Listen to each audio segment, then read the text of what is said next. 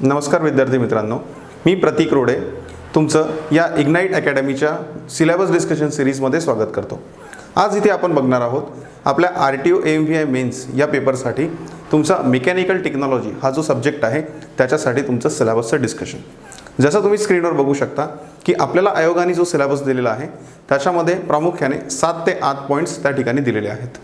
First point आणि त्याच्याच प्रकारे आपण काय करतो आहे, आपला जो सिलेबस आहे त्याला वेगवेगळ्या 7 पॉईंट्समध्ये आपण काय केलेलं आहे, डिवाइड केलेलं आहे। ओके, जेणेकरून काय होईल की आपल्याला पॉईंट टू पॉईंट त्या ठिकाणी बघता येईल आणि देन त्याच्यानंतर त्याच्या अकॉर्डिंग प्रिपरेशन करून एक त्याच्यामध्ये जास्त स्कोअर आपल्याला करता येईल।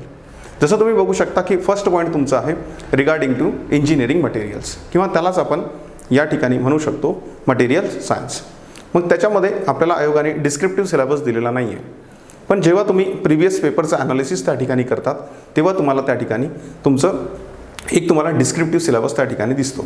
जसं की तुम्ही इंजिनिअरिंग मटेरियल्समध्ये बघू शकता तुमचं क्रिस्टल स्ट्रक्चर असतील, FCC असेल, BCC असेल, याच्या रिगार्डिंग तुम्हाला तिथे क्वेश्चन्स विचारण्यात आलेले आहेत।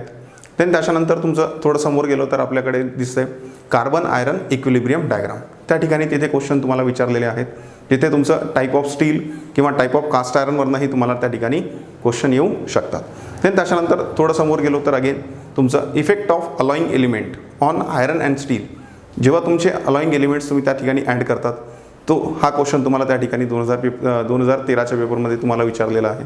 देन त्याच्यानंतर तुम्ही बघू शकता की तुमचे जे नॉन फेरस अलॉईज आहेत, ओके, ते त्या ठिकाणी तुम्हाला विचारलेले आहेत। जसं की कॉपर अलॉय असेल, ॲल्युमिनियमचे अलॉईज असतील, तुमचं ब्रास असेल, ब्रॉन्झ असेल, हे सर्व तुम्हाला त्या ठिकाणी विचारण्यात आलेलं आहे।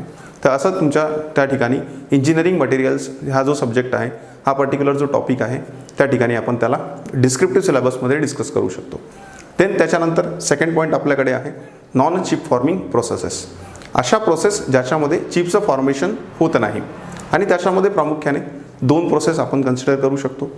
एक असेल आपल्याकडे हॉट वर्किंग प्रोसेस, दुसरं असेल आपल्याकडे कोल्ड वर्किंग प्रोसेस। आणि हॉट आणि कोल्ड हे जे तुमचे बेसिक प्रिन्सिपल्स आहेत याच्यामधनं आपल्याकडे तिथे अजून 4 वेगवेगळ्या प्रोसेस त्या ठिकाणी आपल्याला मिळतात। फर्स्ट आहे तुमचं रोलिंग प्रोसेस, देन त्याच्यानंतर फॉर्मिंग प्रोसेसेस आहेत, ओके, त्याच्यानंतर तिथे फोर्जिंग असेल, देन एक्सट्रूजन आहे आणि वायर ड्रॉईंग किंवा ट्यूब ड्रॉईंग, अशा प्रकारच्या तिथे आपल्याला प्रोसेस दिसतात। आणि आपण जर पेपरचं डिस्क्रिप्टिव्ह सेशन तिथे बघितलं तर आपल्याला त्या ठिकाणी दिसेल की तुमचा जो एक्सट्रूजनचा हा पार्ट आहे त्या पार्टवर तुम्हाला 2017ला आणि 2013ला तुम्हाला त्या ठिकाणी क्वेश्चन्स विचारलेले असतात। देन त्याच्यानंतर आपण थर्ड पार्टकडे जाऊया, जो आपल्या सर्वात महत्त्वाचा सेक्शन आहे, तो आहे तुमचा चिप फॉर्मिंग प्रोसेसेसचा, ओके, किंवा त्यांनाच तुम्ही मशीनिंग प्रोसेस असंही म्हणू शकतात।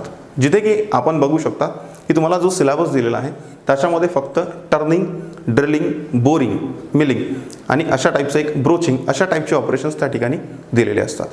आता त्याच्यामध्ये जर आपल्याला अजून डिस्क्रिप्टिव्ह सिलेबस बघायचा असेल तर तुम्हाला त्या ठिकाणी प्रिन्सिपल्स ऑफ मेटल कटिंग आणि त्याच्यानंतर तुमचे जे अँगल्स आहेत तुमच्या सिंगल पॉईंट कटिंग टूलचे, त्याची जॉमेट्री असेल, अँगलचं इम्पॉर्टन्स असेल, ओके, त्याच्यानंतर तुमचे टाईप्स ऑफ चिप्स आहेत, तुमचं टूलचं वियर आहे, टूल लाईफच्या कर्व्स आहेत, हे सर्व त्या ठिकाणी आपल्याला कन्सिडर करावं लागेल।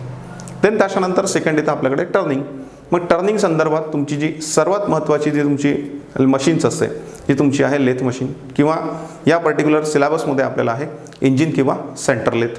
मग या ठिकाणी आपल्याला त्या लेथचे पार्ट्स असतील किंवा लेथवर जे तुम्ही टर्निंग ऑपरेशन करत असाल, मग सिम्पल टर्निंग असेल, स्टेप टर्निंग असेल किंवा सर्वात महत्त्वाचं तुमचं टॅपर टर्निंग असेल, हे त्या ठिकाणी आपल्याला डिस्कस करायचं आहे। टॅपर टर्निंगमध्ये कॅल्क्युलेशन असतील, त्याच्यामध्ये छोटे छोटे प्रॉब्लेम्स आहेत किंवा तुमच्या टॅपर टर्निंगच्या मेथड्स आहेत, हे सर्व आपल्याला त्या ठिकाणी डिस्कस करायचं आहे। देन त्याच्यानंतर समोर गेल्यानंतर तुमचं मिलिंग आहे। मग मिलिंगच्या केसमध्ये तुम्हाला मिलिंगचे वेगवेगळे टाईप्स, फेस मिलिंग काय असते, त्याच्यानंतर अप मिलिंग किंवा डाऊन मिलिंग, या ठिकाणी यांचे प्रिन्सिपल्स कसे आहेत, त्यांचा डिफरन्स, कारण तुम्ही बघू शकता की डाऊन मिलिंगमध्ये तुम्हाला 2017मध्ये तुम्हाला त्या ठिकाणी क्वेश्चन विचारण्यात आलेला आहे। हे सर्व प्रकारचं आपल्याला त्या ठिकाणी काय करायचं आहे, डिस्कशन करायचं आहे। त्याच्यानंतर छोटा पॉईंट येतो ड्रिलिंग, ड्रिलिंगबद्दल आपल्याला डिस्कस करायचं आहे, ड्रिलिंग काय असते, त्याच्यानंतर बोरिंग, हे ऑपरेशन आपण कशासाठी परफॉर्म करतो, देन त्याच्यानंतर रिमिंग असेल, हे सर्व ऑपरेशन्स त्या ठिकाणी आपल्याला बघायचे आहेत। नेक्स्ट फोर्थ टॉपिक जर आपण बघितला तर या ठिकाणी आपल्याला फोर्थ टॉपिक दिसतो finishing and super finishing processes, ज्याच्यामध्ये सर्वात पहिल्यांदा कन्सिडर करूया फिनिशिंग प्रोसेस। तर फिनिशिंग प्रोसेसमध्ये आपण कन्सिडर करू शकतो की तुमची मेनली ग्राइंडिंग ही प्रोसेस. मग ग्राइंडिंगच्या केसमध्ये तुमचं सेंटरलेस ग्राइंडिंग आहे. ओके, सर्वात पहिल्यांदा तुमचं बेसिक आहे. ॲब्रेसिव्ह मटेरियल त्या ठिकाणी यूज होतात किंवा बॉन्डिंग मटेरियल्स असतील तर त्यांच्या प्रॉपर्टीज, कारण तुम्हाला बॉन्डिंग मटेरियलवर ऑलरेडी तुम्हाला त्या ठिकाणी क्वेश्चन विचारलेला आहे. ओके, देन त्याच्यानंतर तुम्ही बघू शकता की तुमचं जे ग्राइंडिंगच्या वेरियस प्रोसेस आहेत, स्लॅब ग्राइंडिंग आहे, सिलेंडर ग्राइंडिंग आहे, देन त्याच्यानंतर सेंटरलेस ग्राइंडिंग असेल, ते सर्व तुमच्यासाठी महत्त्वाचं आहे. देन त्याच्यानंतर काही टर्म्स असतात ग्राइंडिंगमध्ये, जसं की लोडिंग आहे, ग्लेझिंग आहे, देन त्याच्यानंतर ड्रेसिंग आहे, ट्रुईंग आहे, हे सर्व पॅरामीटर्स. देन त्याच्यानंतर सर्वात महत्त्वाचं ग्राइंडिंगमध्ये आपल्याला डिस्कस करायचं आहे specification of grinding wheel. Okay, तिथनं तुम्हाला क्वेश्चन येण्याचे चान्सेस असतात. देन त्याच्यानंतर सुपर फिनिशिंग प्रोसेसमध्ये आपण बघितलं तर आपल्याला तिथे डिस्कस करायचं आहे लॅपिंग, हॉर्निंग किंवा तुमचं मायक्रो फिनिशिंग प्रोसेसेस, हे सर्व आपल्याला त्या ठिकाणी डिस्कस करायचं आहे. हा मॉड्यूल अगेन तुमच्यासाठी त्या ठिकाणी महत्त्वाचा असू शकतो. आणि सोबतच तुम्हाला या ठिकाणी जे मार्क्सचं डिस्ट्रीब्युशन आहे, मीन्स तुमच्या प्रिव्हियस एक्झाममध्ये कुठल्या टॉपिकला किती मार्क्स दिलेले आहेत हे तुम्हाला या ठिकाणी दिसत असेल. ओके, देन त्याच्यानंतर आपण तुमचा जो नेक्स्ट पार्ट आहे तो कन्सिडर करतो तुमचा गिअर फिनिशिंगसाठी. जसं की आपल्याला माहिती आहे की पॉवर आणि टॉर्क ट्रान्समिशनसाठी त्या ठिकाणी गिअर्स यूज होतात. मग आता गिअर्समध्ये गिअर्सचं मटेरियल काय असेल, मग त्याच्या ठिकाणी गिअर्स कुठल्या कुठल्या प्रोसेसनी बनवला जातो.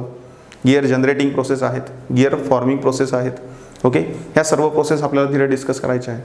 प्रत्येक प्रोसेसमध्ये गिअरच्या कुठल्या टाईपचा गिअर बनवता जातो, मीन्स इंटरनल गिअर असेल किंवा एक्सटर्नल गिअर असेल, किंवा काही प्रोसेस आहेत ज्यांच्यामध्ये बेबल गिअरचं जनरेशन आपण करू शकत नाही, किंवा काही प्रोसेस आहेत ज्यांच्याद्वारे आपण वॉर्म अँड वॉर्म गिअर बनवू शकत नाही. मग हे आपल्याला पॉईंट्स त्या ठिकाणी लक्षात ठेवायचे आहेत. आणि थोडं जर याच्या ठिकाणी हिडन सिलेबस बघितला तर या सेक्शनमध्ये आपल्याला थोडा एक सिलेबस दिसून येतो गिअर फिनिशिंग प्रोसेसचा. आता गिअर फिनिशिंग प्रोसेसमध्ये तुम्हाला ऑलरेडी आयोगाने 2013ला क्वेश्चन विचारलेला आहे, तर त्याच्याबद्दल आपल्याला एक छोटं डिस्कशन घ्यावं लागेल.